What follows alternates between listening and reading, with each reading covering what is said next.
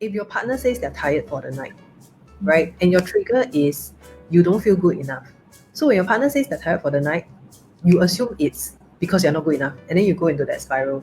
Because I'm not attractive, so you keep telling yourself Hello, the negative thing. Hi, hello everyone. Hi, welcome back.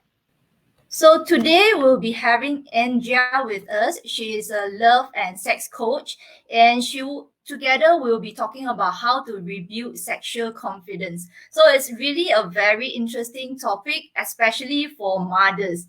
Okay, so let's put up your hand to welcome our one and only Andrea. She's here. Hello. Hello. Hi, Hi. Andrea. Well, very lovely dress. Are you wearing a dress or a Oh, it's top? a top. Oh, the top. Okay, it's a very lovely color. Yeah, everything is well dressed on the top half. So are you wearing shorts? Do you want to know? Okay, Andrea, how are you today? Good. It's Monday.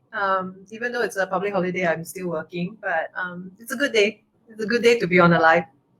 Oh, okay. So how has your recent life been? You seem to be still quite busy, even though it's CB. Yeah, because I took on so I'm still running my business. I'm still doing coaching, and then I took on a job recently as well.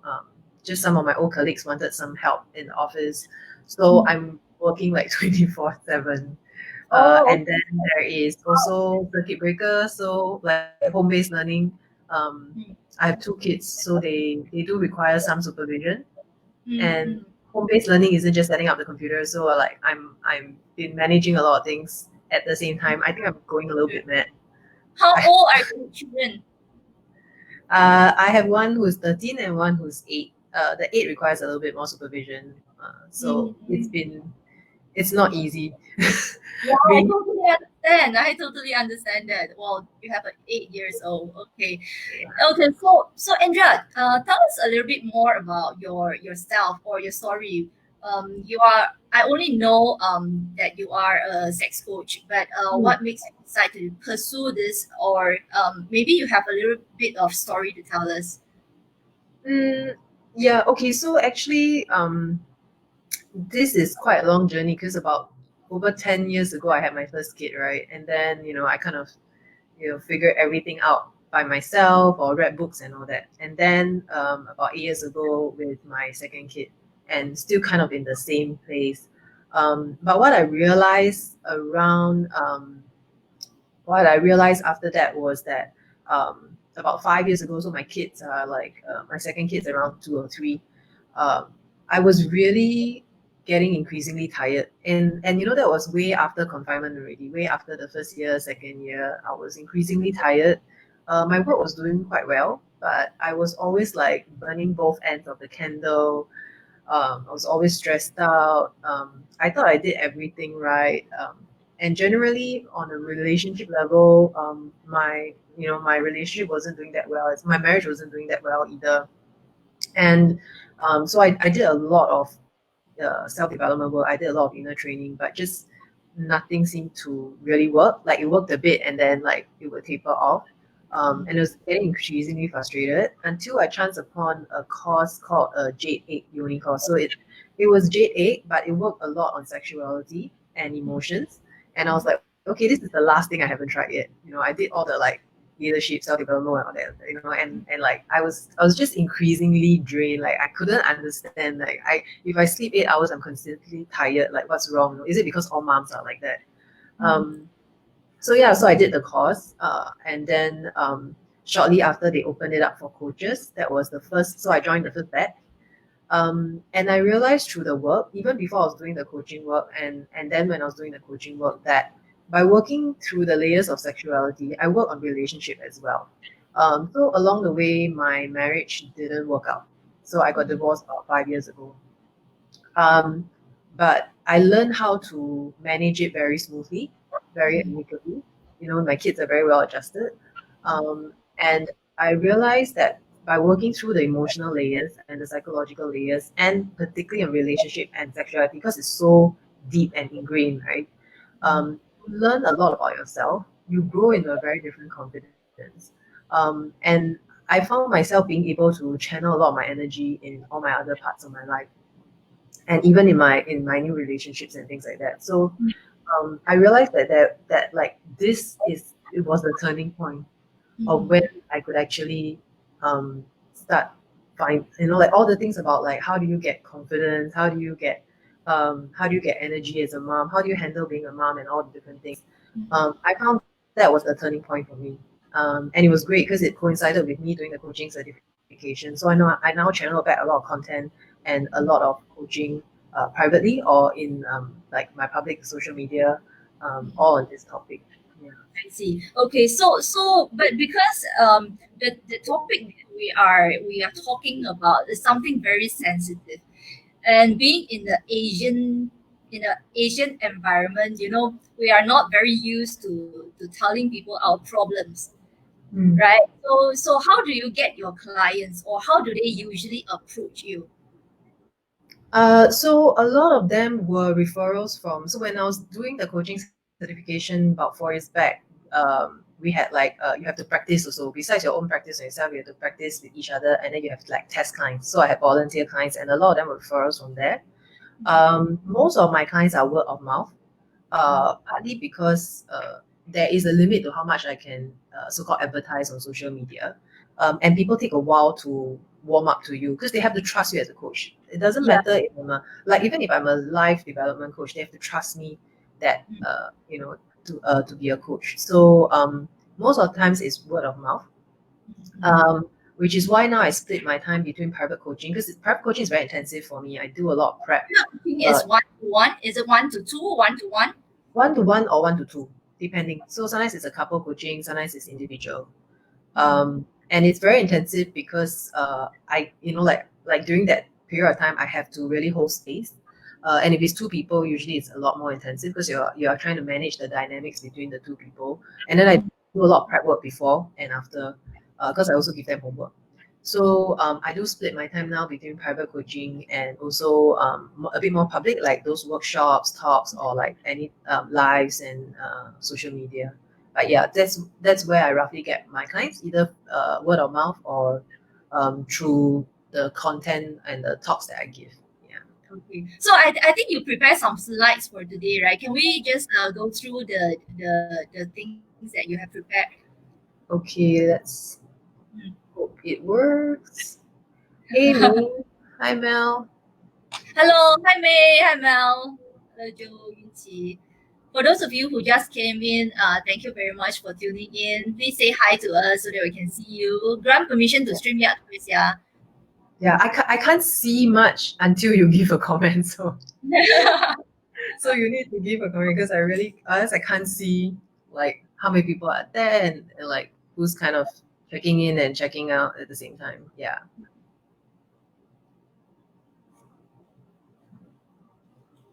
Please continue to like and share. Yeah. Bring in as much people as possible. You can share I the don't, screen. yeah, I'm sharing the screen now. Yeah. I'm sharing the screen now. And just pop in if you have any questions along the way. Sometimes I tend to be overexcited about my topic, then I talk too much. But if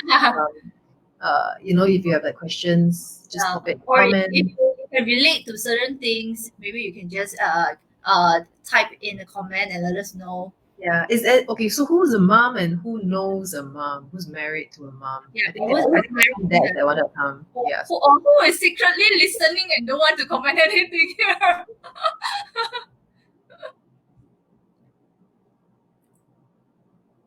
I can't see your screen though. Oh, you can't see my screen. Yeah, I don't see anything now. Oh, wait. It's Okay. Hmm. Let me redo it? Yeah, Sorry, folks. Give us a while. thank you. Thank you for Okay. coming in, guys. Can you see it now? Yes. Okay. Yeah. Wait. Oh, now I can make it. Yep. Okay. Oh, you can. Hmm. It's blank again. Uh.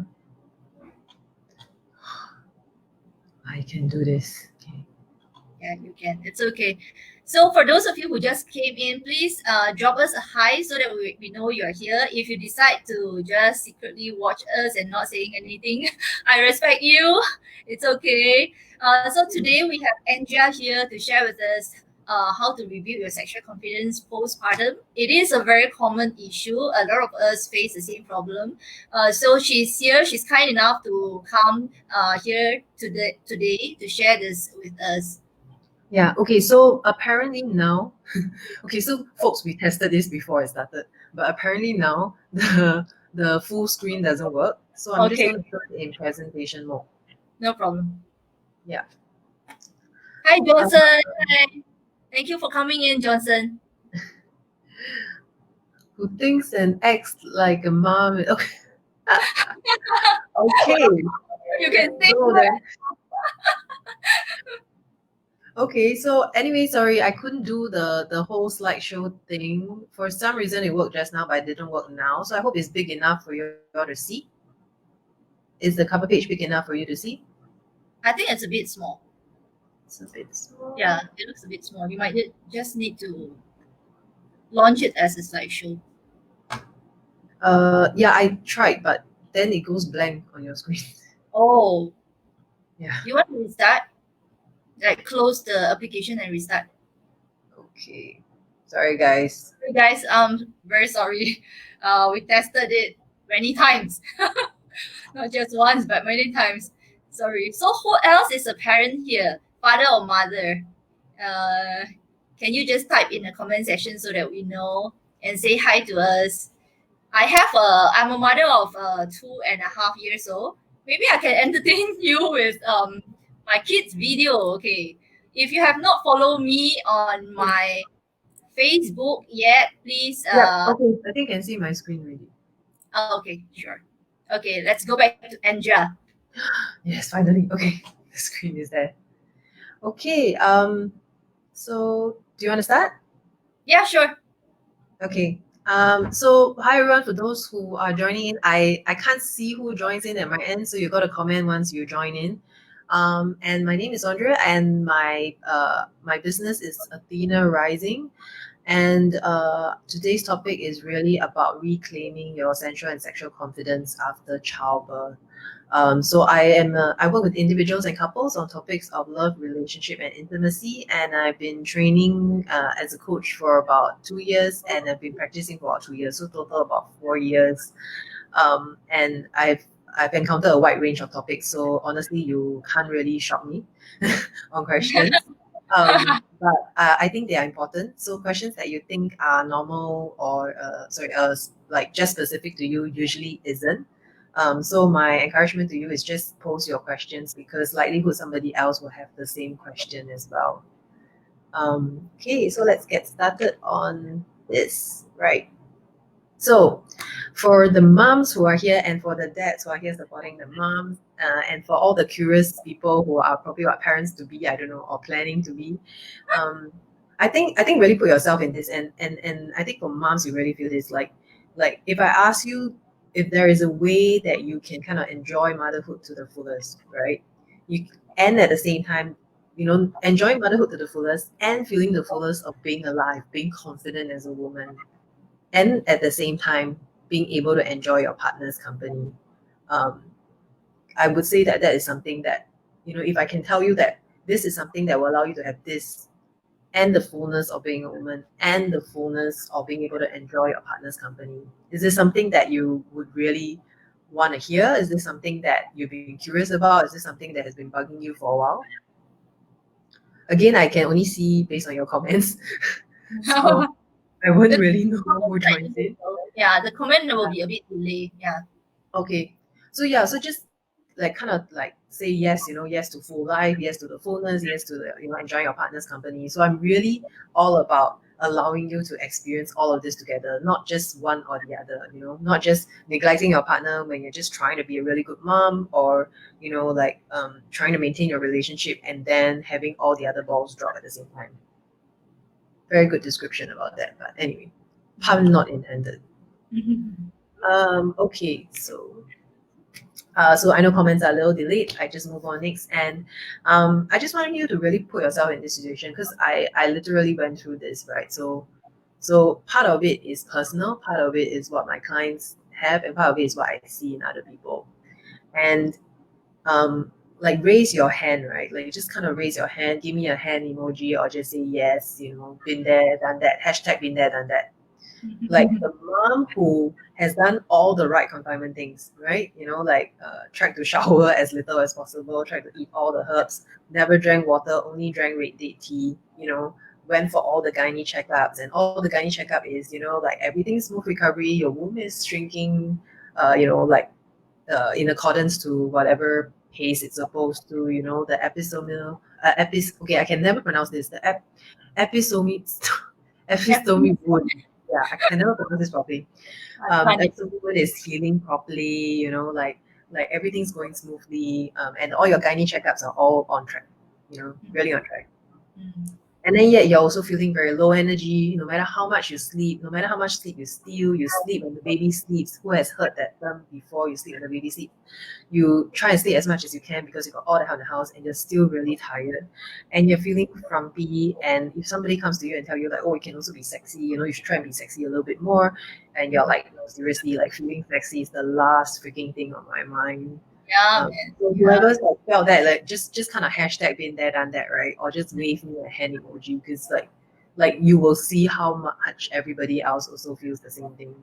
yeah. And then as delivery, after that confinement, and then your 3 months maternity leave or whatever leave that you have, if you have leave, and then or if you're stay-at-home mom, then like there's no leave, you're like constantly at home, and then 6 months down the road, you kind of figure out the baby routine already, like when they drink, but then you still don't feel like yourself. You kind of feel like something's a little bit off about yourself. You're not like yourself before delivery. Yeah. But you can't put your finger to it. Yep. For some, they even worry. So I didn't really experience this, but I know a lot of my friends did, where like kind of like worry a little if you cough or sneeze, like will you accidentally pee, things like that, like just or will you accidentally leak. And then you've often also been told that it's a phase. Your bodies will bounce back. It takes you 9 months to have a baby, so give yourself between 6 to 9 months, and you'll bounce back. Just breastfeed, everything will just bounce back. It's just a phase, and then like women in their ancient times have given birth, and like they function okay, and you will function okay also, and like so you kind of just been told stuff like that, and and that's it. Like you're supposed to accept that.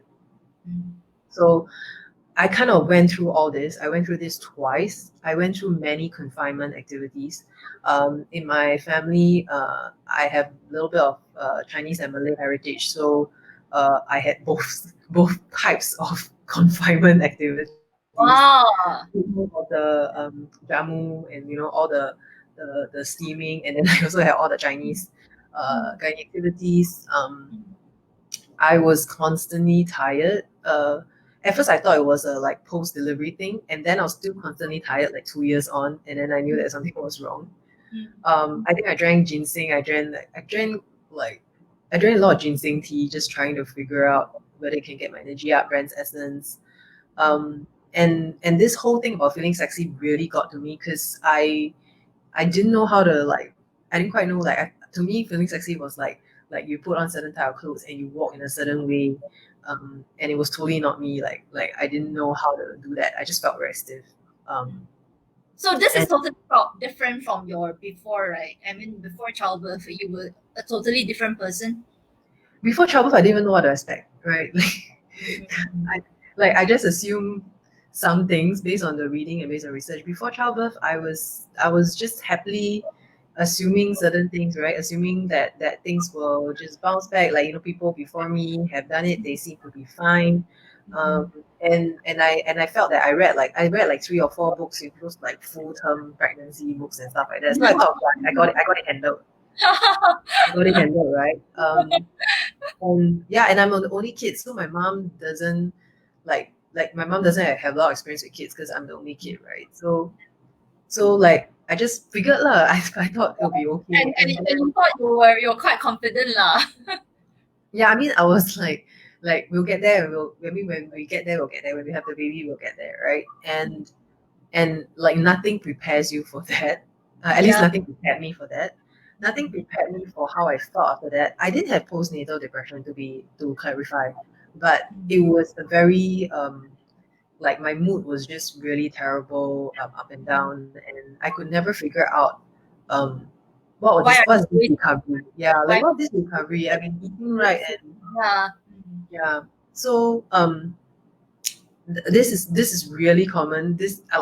I came from that state. I came from that state twice until I couldn't stand it really, and then I start doing my research, and I start like studying and doing my research and trying to figure it out, right. And I went on a lot of how I say roundabout turns. I went and tried different things, and so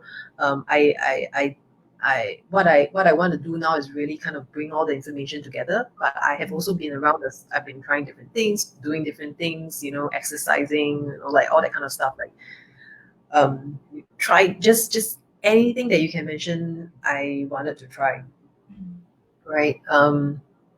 And just and halfway through along the way, and the thing is, the longer you try, and moms, I think you will really feel this. So like just show me a hands, an emoji sign if you do, because you really feel this. The longer you try, um the more you feel like you're a failure, either as a mom or as a woman, or worse, both, or as a I, partner. I think as a mother, in the very first few months, I felt a little bit depressed. Lah. I think mainly because my depression was mainly because of lack of breast milk. Yeah. Yeah. So that for breastfeeding mom, it's already very stressful. Coupled Mm. with the fact that I don't feel confident because I'm not looking as great as before, and then I have my friends asking me, why do you have to look like this? Why can't you put on makeup to work? Why can't you wear something nicer? So that's like a turning point where I ask myself, I look at a mirror and I ask myself, why do I need to look like this? Why am I not feeling confident? Yeah, so Mm. I guess for many of mothers, I really don't know. If you agree, if there is any mother here, if you agree, just maybe give us a show of hand. Uh, type in the comment and let us know that this is also your problem, so that we know Yeah. it's a very common Yeah. problem. Or just hashtag been there, done that. And the worst thing with this, and I often see that in my clients. So not all my clients are mothers, okay, but like this is just part of like reclaiming our relationship with our sexuality and ourselves.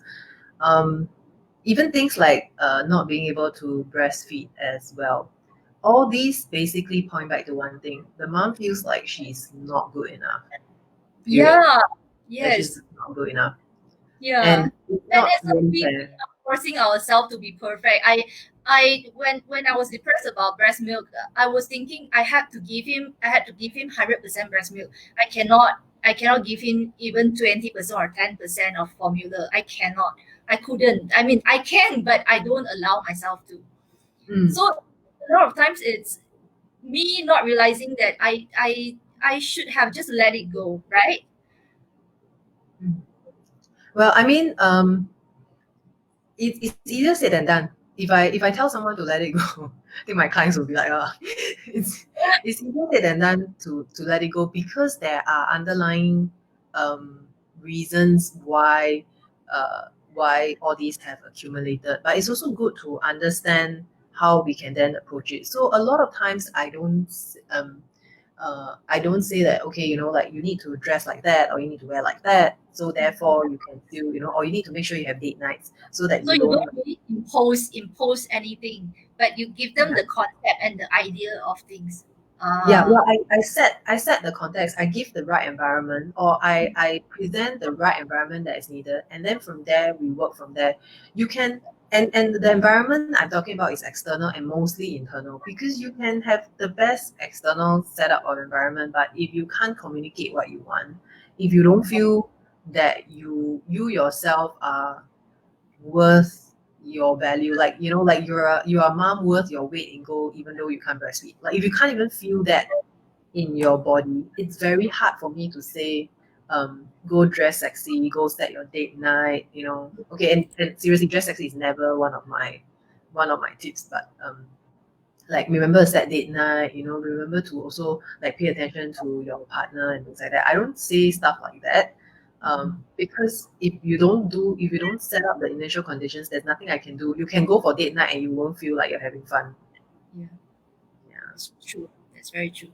Okay, so how as a mother, is there any solution for them actually? Are there any solutions out there, or maybe they just don't think that it is important to solve this problem. They don't think it is important to regain the sexual confidence because they don't know what they don't know, like what you Yeah. mentioned. Yeah. So let me explain why is it so tough for mothers, and I'm not trying to make it sound like very tea time. So like that's it, we got no solution. But it's just to allow you to understand why it's not you. Like when you're feeling frustrated, and you can't get information, or you're feeling very challenged. It's not you. There are certain things that are just not set up for that. For instance, there's very lack of information, especially when it comes to sexuality, it comes to relationships, even just talking about relationships, but also about sexuality. Um, there is either lack of information or the information is piecemeal, which is my journey. When I was trying to find information, it was all piecemeal, and a lot of the information out there, especially about sexuality, because it is, there's a lot of embarrassment and shame around that.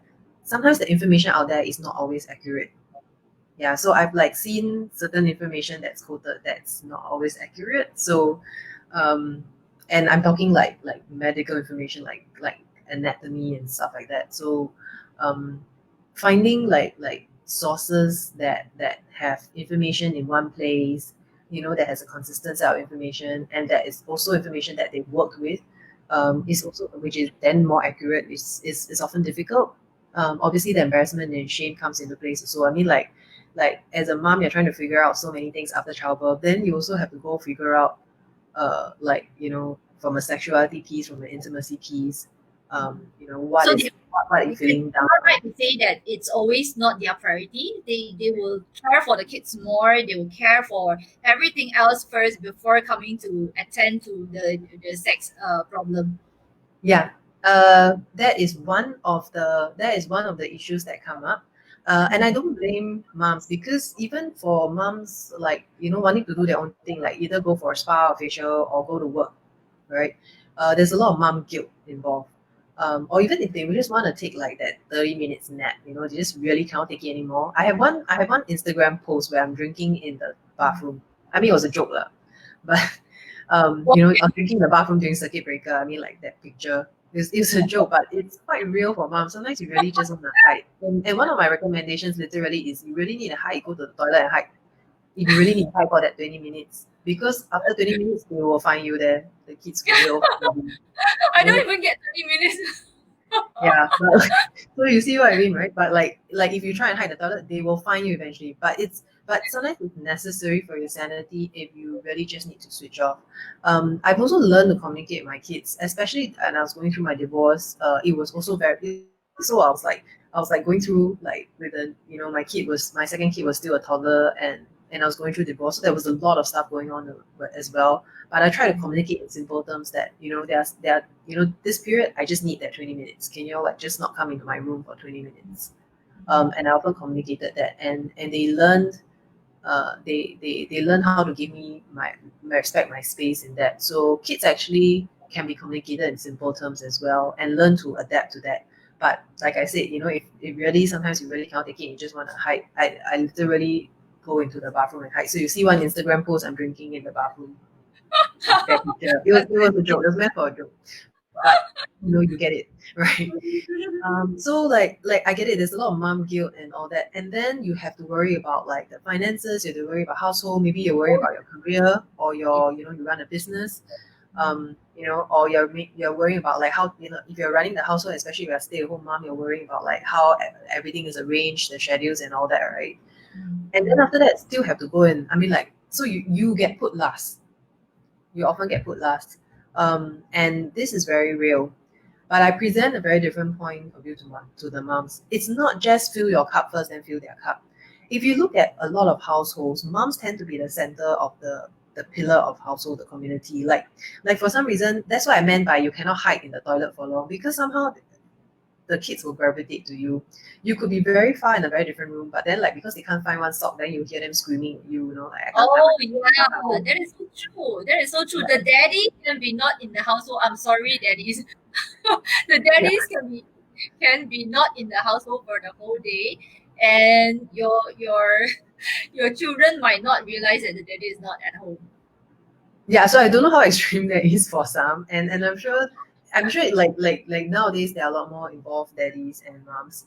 But there's something about how the mom is the center of the family for some reason. There's something about the energy of the mom as well. And if you are that center and that pillar, and you're constantly being drained, and you're not learning how to fill your own cup first, um, it's not just you; it's everyone around you that gets affected. So I usually put it from that point of view, and I think it's from that point of view that I've learned to be a little bit more selfish in my own needs.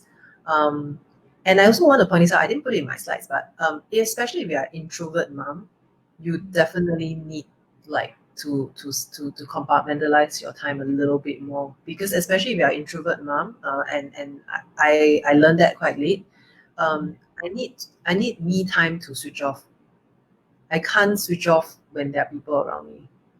So Wow. you definitely need to pay attention if you're an introvert mom. So it's only when you are it's not just you are being happy, but you're being fulfilled, you're being happy, you're kind of being very grounded, the whole feeling of confidence and being grounded in your space. Only when you're from that state, and then you start, taking care of your kids.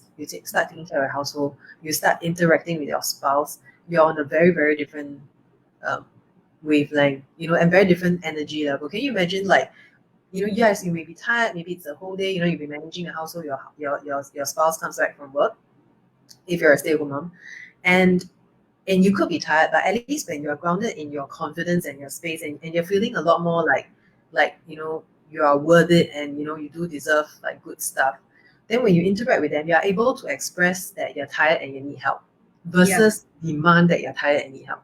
It's Yeah. a So, very so different level of I do communication. understand. So for introvert moms, it's a bit very slightly. I think it's very very different. So instead of expressing themselves, they tend to keep everything to themselves, and that's when things can get even worse, right? Yeah, but even introvert moms can learn how to express their needs. So the thing is about, I mean, okay, and to be honest, and dads can always chip in. Dads really want to help. Okay? They really, really want to be involved. They really want to be helped. The ones that there's like a really small percentage who don't want to help, and those are the already relationship or issue one. That one is very, very extreme. And they're already now a very different path. But the majority of dads, they really want to help. They want to be involved. They don't want their wives to be completely stressed out, or their partners to be like completely stressed out. They also want to have like that good relationship. They also want to have that good vibe. They want their partners to be stressed out because then like their own relationship with their partner also gets affected, and It's they really exactly really want to help. it's exactly what Johnson has commented. Let me just flash his comment. He was saying actually some wives get very depressed and impacted mood and relationship because of the stress, and we're trying to be supportive but kind of hard also because we're guys. We cannot just say I understand what you're doing, what you're going through. Yeah. So Yes. yeah, I do agree that it is very difficult. Guys cannot just come in and say I understand, right? Yeah. I mean, well, depends on how you say it. But the thing is, if the mom is not in a state where, like, if you don't know how to express what you want, right? And somehow you're in a particularly stress level, and these usually gets triggered in stress conditions. If you can't express what you want in a way that will allow your partner to understand you, instead of expressing what you want by attacking your partner, if you can't express what you want in a genuine way, like this is really what I need, could you like really help me, and then be open for that help, then it's very hard for the dads because they really want to help, and they're like, like just tell me lah. A lot of times, sometimes they get so frustrated, they'll be like, just tell me, or you tell me also I do wrongly. So tell me exactly how you want. Yeah. This kind of conversations come out all the So, time. so but between the husband and wife, how do they come to realize that actually the problem is about this sexual issue. It's not any other thing, but they have to fix their sexual life. How do they come about this? how do they realize that they need to actually take a step forward and fix it? Yeah, so the thing with sexuality and relationship is it's very tied together. So sometimes the base problem is the fact that there were already issues in the intimacy in their sex life even before marriage. Likely that would have been some of the basis. But sometimes it's also just a relationship. Like the root of the problem is the relationship. That means in terms of communication, they can't express what they want. So then there's resentment, and then there's anger, and then it doesn't come up in the right way. I just run through a bit of myths as well. These are some of so I wouldn't say that everything is because of the problem of the couple together. So there are underlying myths as well that doesn't do moms any favors. For instance, there are some very basic myths, and I know intellectually you'll say no, no, no, no, it doesn't happen to me. But if you when I start digging my clients and because I know some of these beliefs are very ingrained in society, it's very ingrained in the media, it's very ingrained in the culture. So some of these I know is very ingrained. So even though you don't feel like it's your belief, it's very ingrained in the environment around you, and it's necessary to be very aware. So some of these don't work for the mom, especially when it comes to then further working on their intimacy and their sex life with their partners. Is that they feel like as a mom you can't be sexual and or you can't be sensual. If you are, you're a slut or something like that. Some very weird belief. Mm-hmm. That dichotomy exists for some people. And women just have to accept that their bodies are wrecked after childbirth. After childbirth, you're never the same. There is that belief. And then moms just have to bear with it. And then if you really have money, then you go for medicine, you go for surgery, or you go for pills or treatment. So if you like you're not like super rich, you won't be going for all this treatment. So you just tahan, just deal with your wrecked body in that sense. And then of course just now you mentioned like working on inner growth is a luxury, not a necessity. We talked about that. And then like oh just do Kegels, just kind of like squeeze pelvic floor muscle, and then you should kind of get back there. And what the get back there is, a lot of people don't really understand. A lot of people don't even understand what it feels like to be sensual, what it feels like to be sexual, and what it feels like to develop a rich and connected sexual life with their partner. How do you expect them to suddenly try and pick all that up when they're Yeah. dealing with stresses of motherhood and women recovery? I mean, like the physical body needs to recover after childbirth. That's why I say some of the sexual issues happen before that already, because it's kind of like it was kind of like just tolerated, or the couple didn't learn how to communicate about certain things. It's nothing wrong, because our society sometimes doesn't quite allow for conversation. But then after that, you are in like you're in so much changes. You're now a new mom, you're now a new dad, a new parent. You're dealing with this small little creature that could like get injured. So you have to be very careful, and then you're figuring out, and then as a mom your body is trying to recover. You have a new schedule, suddenly there's milk and all that kind of stuff. So with all that, you're trying to fix like all your earlier communication issues, or you're trying to address or you're trying to build like this whole new rich sexual life. It's like it's how I say, it's a lot of It's things at the same time. overwhelming. It's Yes. over. Yeah, it is. Yeah, so that's why I say a lot of things don't exactly work out for the parents. But once you identify that, okay, there's all these things that are happening around me, there's a lot more understanding, there's a lot more compassion, and then you can don't get so easily triggered. So then because when you're in this stress condition, triggers happen very easily. Yeah, it must be because we always have problems with sex lah. Yeah, it must be always be like it's because of the child. That's why we have problems with our sex life, or we can't be intimate anymore, and all that kind of funny stuff. You don't get so easily triggered like that, and you're like, oh, okay, like you take a step back and you can see the bigger picture in that sense. And that's all about, and couple communication is all about that. It's all about being able to see the bigger picture and see your spouse in their own difficulties. The difficulties that moms go through, the dads don't always understand, but the difficulties that dads go through, moms are also stuck in their own world and they don't always understand. So it's also about being able to take a step back and be more compassionate and see that. And when you can take a step back, when you can be more compassionate to your partner, then there's that kind of understanding. Yeah. And all of these lead to a lot more vulnerability with your partner, a lot more ability to communicate your partner, and therefore, when you're trying to then build or rebuild your sex life, you are in a much better position. You can't build your sex life if you're not able to be vulnerable with your partner, if you're not able to communicate your partner, and if you're not able to explain to your partner your needs. Like if today you're really, really, really just too tired, right? It's not that you're just a little bit tired, but you're really like you're already at the edge already, and anything more you're going to fall off the cliff and turn into like angry monster, right? And if you can't even communicate that properly, your needs to say, look, I need to just step back and take time alone for a while, or today I just need a hug and I really just can't stand doing anything else. I need a cuddle. Just can't stand doing anything else. Like if you really can't communicate that properly, then it's very hard to build a very fulfilling sex life with or without the kid. But So, definitely tough. can we talk about what are the solutions? How can we reclaim back that kind of relationship with confidence?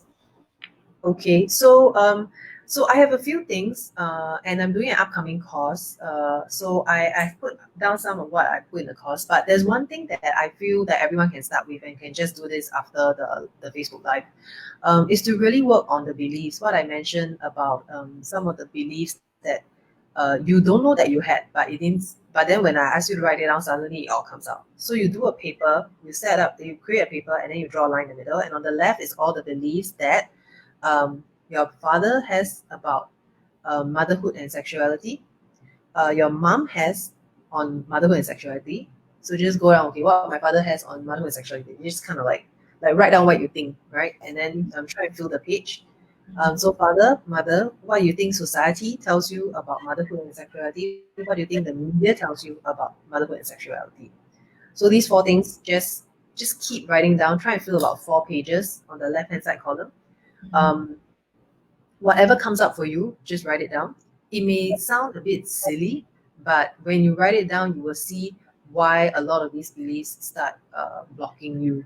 And it's about being aware. And then on the right hand side, you can start also writing the positive version of those beliefs, um, so that you can use the positive versions or the opposite versions to then create the type of vision you want for, because you don't know, you can't go towards what you don't know what you're going towards to. So if I say your new vision as a new mom, who is both sexually empowered, or who has a very connected, passionate life with your partner, enjoying motherhood, and fully embodied and confident in your body. If you can't imagine what that feels like, then it's very hard for me to get you to there.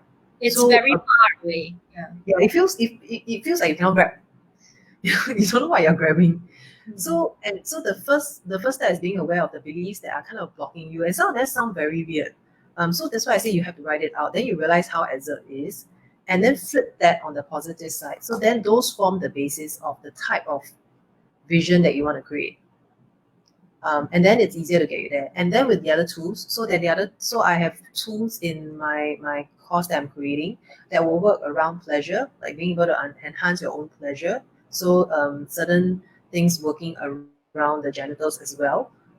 Healing work. How do you access a certain the wow in you? How do you access the sexiness in you, and how do you access power? Because the pelvic area has very strong power and muscles, but often we don't use any of it. And then part of childbirth also affects a lot of the pelvic area and the pelvic muscles. So understanding the power of the body itself, you have to learn how to respect your body for your body to be able to heal as well. So you're working with the body, you're working with emotions, and you're working with your sexuality. So those stuff is actually in the course. And when you're writing out the paper, I said next 7 to 14 days, remove judgment. Because once you start being aware of these beliefs, over the next 7 to 14 days, things will start coming up for you that remind you on why you should stick to the beliefs on the left hand side of the page. Just little stuff. And then you might forget, and then you may lapse into your usual pattern, and then you'll be like, I shouldn't have done that. And then you start berating yourself, you start blaming yourself. And that's why I say you need to remove judgment, because you will lapse into old behavior. I mean, like, it takes a while to adjust, and to rewire how your body thinks. It's not just thinking positive. It really doesn't work that way. So just remove a lot of judgment, because you will lapse into old behavior. even as you get aware of your own beliefs. And the other one is no expectations. Meaning, while you're creating a vision, it's not about saying that, I want to die, have this vision and that's all. Or like, it needs to look like that. If it doesn't look like that, I'm a failure. So don't set very hard expectations on what you want to create, because this is your own vision. And then when you work together with your partner as well, the more you communicate about the type of relationship you want to build after you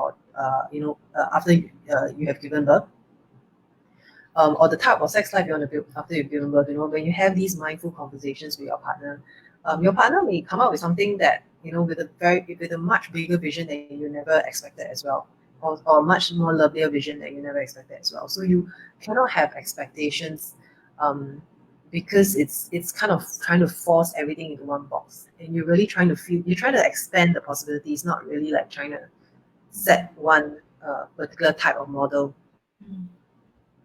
So with that belief page, just remember to remove judgment and expectations. Watch out for lapses of old behavior, because that will come. But that's a very fun exercise, because you basically, it's an exercise that you think is quite easy to do, but once you do it, you will discover a lot more about it. It's a very simple exercise, but I always make us to do it. Something that you have to do as a couple. It You cannot can do just that. one person. You can do that individually. You can. So you can do that individually, and if your partner is willing, also have your partner do that, But if and you do then it share. individually, does it work? Sorry. Does it work if you do it individually on your end? You are like you want to improve, so you're doing so much, but your partner is still the same as before. Does Yeah. it work? Yeah. So when I do couple work, there are times when I do encourage individual work also, because the relationship as it is, when it comes to either sexuality between the partners, or just the relationship itself, it's not just because of the partner. A lot of it is the individual as well, and how you're reacting from those triggers. I give you a very good example. If your partner says they're tired for the night, right? And your trigger is you don't feel good enough. So when your partner says they're tired for the night, you assume it's because you're not good enough. And then you go into that spiral. Because I'm not attractive, so you keep telling yourself the negative things. Yeah. Yeah. So first is about understanding how do you get into that state of understanding that you're good enough. How do you get that state, that feeling, really feel it in your bones, that you're good enough, that you don't have to prove anything, and that you deserve a great relationship. How do you feel that in your bones? And when you're in that state and then you react to your partner, and your partner's like, I'm feeling really tired tonight, your reaction will be very different. You trust me, like the reactions that I see will be very different. Like you'll be able to see, like, oh, maybe my partner is really going through something at work. Am I not paying attention enough? So then being able to open up space to see if your partner needs you to listen, or if your partner wants space on their own, or just being able to see that it's really your partner who's tired, not like you who is, not going to that spiral that you are really not good, you're not this, you're not that, you're not attractive, you're not, and suddenly you go into this whole spiral. So a lot of it is that part is individual work. That part you can't do with your partner, and that part you can't expect your partner to do anything. That part is really you. So a lot of the work is individual. And then when I personally, and when I've seen for people around me, when they do the individual work, a lot of how their partner reacts also changes. Yeah. Okay. Yeah. So there are also some. I saw what you written here. Mm. Okay, so there are other ways of that you will go through in your course, right? When you design the Mm. course, you'll be putting all this in the course, lah. Yeah. So basically, this is a very very high level oversight of what the courses are. I work on integrating identities. There is your sensual identity. There's your motherhood identity. There is your pre-motherhood identity that you have to learn how to let go. Um, so I work with these kind of things as well. It's amazing how much your partner can shift just by you working on shifting your. I'm not just talking about thinking positive. I'm talking about shifting your whole, the way your body moves. Like when you truly believe something different, your body moves differently. The way you react also is very different, and you're not triggered by the same things. Like I mentioned, like if your partner says something, you're not easily triggered. A lot of dads need to decompartmentalize when they come home, right? They come home and they're like, okay, I just need like, quiet time. I'm gonna sit at the sofa and like they don't interact with the family because they need their man cave kind of thing just for a while before they switch back to home mode. But if you're a mom who's feeling like if I don't get connection, then there's something wrong with me, and then you see your spouse come back and they just completely switch off, and not interact with you for a while, and then you go into this whole space about like you're not being loved and something is wrong already, everything. So like that is also a very common thing that I see, and it requires a lot of it requires not just the mom, but just whoever's the partner on the receiving end to be able to shift into a state of, look, I'm confident in what I want, and I'm confident in our relationship, and I understand that he or she needs that space, and I'm totally able to give that to them. It's about being able to work on ourselves in that space, because what you're doing is you can't be vulnerable, and in sexuality you actually have to be very vulnerable and open your partner if you really want a full enjoyment of the experience, and enjoyment of your partner. You can't be vulnerable if you are not grounded in your ability to feel confident of yourself or the ability to feel confident in your sexuality. It's very hard to go vulnerable with your partner. You can only trust your partner that much, but you also have to trust yourself, and that's the part that we're working on. The ability to trust your body, to trust your sexuality, the ability to build that confidence in your body, so that then you can interact with your partner differently when it comes to sex, or when it comes to talking about sex, or when it comes to building a more fulfilling relationship so that it leads to great sex. Yeah.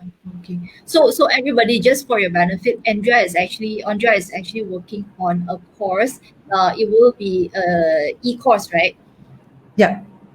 It'll be a e-course where she has put in a program of a few steps where you can achieve sexual confidence. So she'll be going through the details later. If any of you have any questions, or any of you agree with what we say, can you just give some comments in the comment box so that we know you're here, you're listening, and you can relate to what we just said. Yeah. Or kind of tell me what stands out for you. So like just what really, um, yeah, what stood out for you? What points stood out for you? Uh, mm, what really resonated with you? I think that will really also help the other people who are listening. I understand my topic. A lot of times people don't like to ask questions publicly. People anymore on You Facebook. like to I be discreet. completely get it. If you want to be discreet, remember you can actually go to this address. Let me just display Oh, your. private chat, is it? Yeah, you can actually PM Andrea at her page, and she will be more than happy to, you know, advise you. Yeah.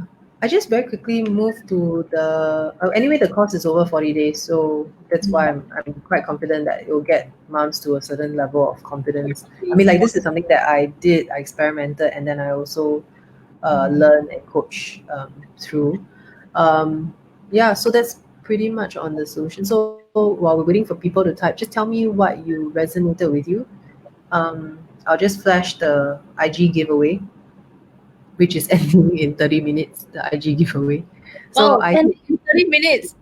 yeah, I just Yes. realized 2359. This one the dads will understand. It's ending at 2359. Any more dads or dads to be or men in the chat, they will understand this. So I hit 1K on Instagram. So I really my community has been very supportive. So it was really just to thank my community, and I'm giving away a Lux Love vibrator. It looks like a little bunny. There are 5 vibration levels, and it can be remote controlled. So great for couple play. It's remote control, and you can carry it around. And trust me when I say you need a toy like that. That okay, it doesn't apply now. Maybe when travel restrictions start releasing, but you will really want something that wouldn't get you caught at the customs because of the shape. They go based on shape, and then they like the standard toys actually get flagged out. Yeah. And then you have to explain publicly to the officer. So this is like kind of cabin safe kind of Yeah, I vibrator, mean, right? like it doesn't come out on the computer as like a weapon. Yeah. I mean, looking at the shape, right? It's so cute.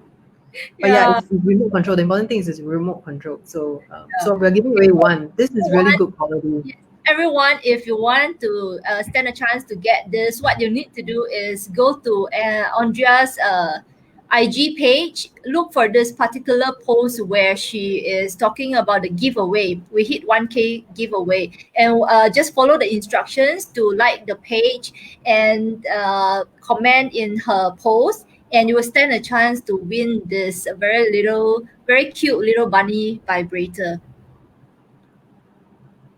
Yeah, and it's ending today at 11:59 p.m. So you Yeah, basically still have more than 25 minutes to do it. Please do it now, now, now, now, yeah, now. If you have not it's very liked, yeah. do it now. It's been running for a week, so I have to close it tonight. But yeah, so these are some stuff. And then just look for the bunny post. Oops, sorry. And then yeah, so the upcoming course is this. I will post the. I mean, I'm still filming. I'm still doing stuff on it. It's a bit tough during the circuit breaker.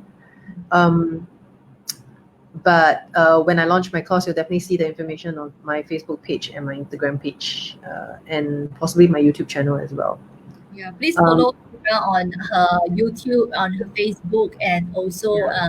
IG. Yeah, she'll be updating the course in the channels and in the pages.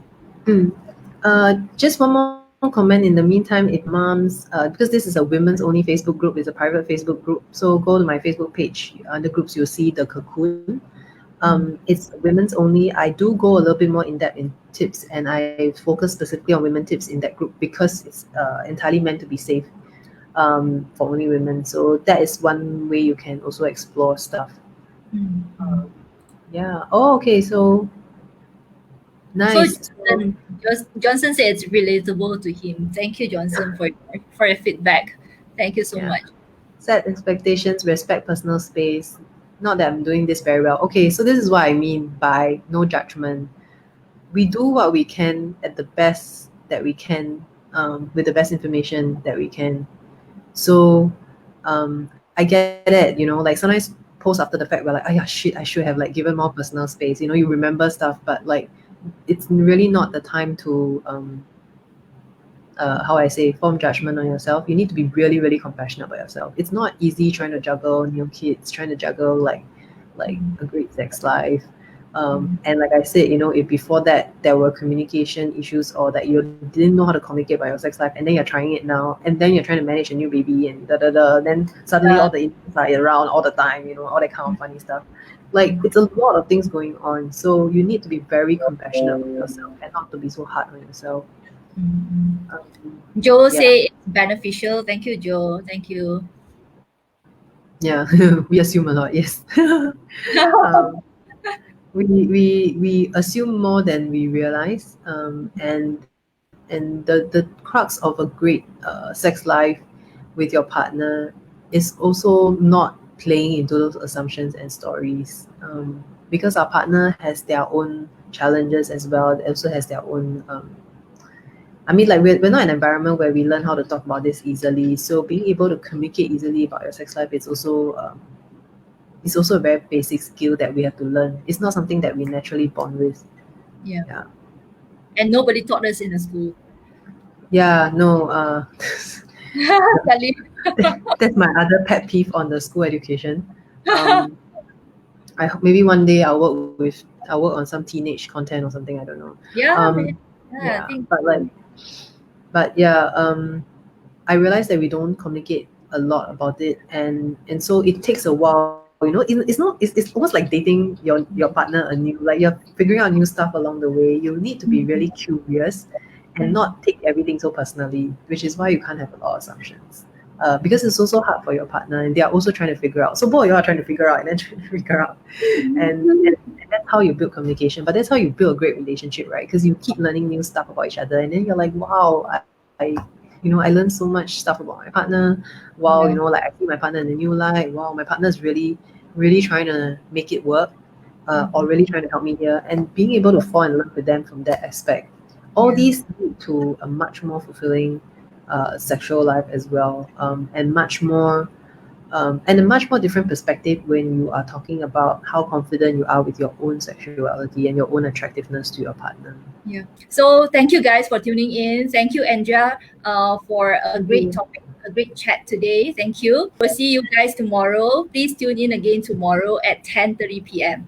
Thank you. Thank you, guys. Thank you. Thank you Bye. for inviting me. Thank you for everyone, your comments.